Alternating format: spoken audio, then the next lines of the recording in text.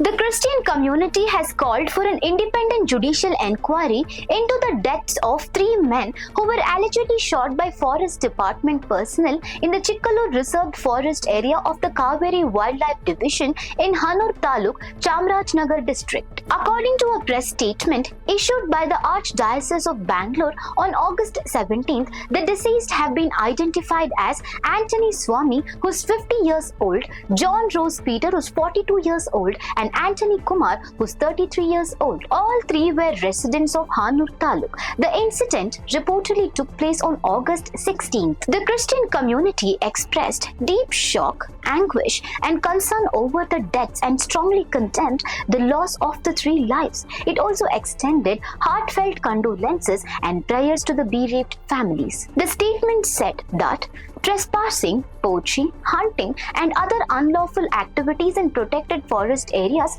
cannot be tolerated, but such allegations alone do not justify the use of lethal force. It stressed that any use of firearms by law enforcement or forest department personnel must be strictly necessary, proportionate, and consistent with the law. The deaths have also raised serious questions about the circumstances surrounding the incident. The Christian community questioned whether forest department personnel faced an immediate and credible threat to their lives and whether the use of lethal force was unavoidable. It said that these questions should be addressed through an independent, impartial, and transparent investigation rather than through assumptions or competing claims. The statement further raised concerns over the FIR registered by Hanur police based on a complaint filed by Lurth Mary, the wife of deceased Anthony.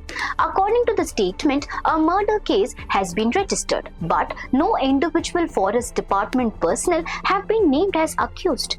It said the circumstances warranted a thorough examination of the actions of all personnel involved. On behalf of the Christian community, Dr. Peter Machado, Archbishop of Bangalore, appealed to the government of Karnataka to set up an independent judicial enquiry headed by a sitting judge.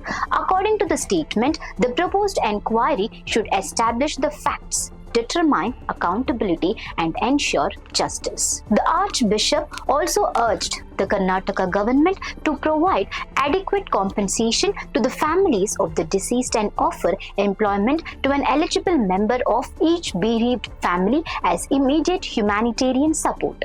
For more such updates, stay tuned to Daily Salar Digital.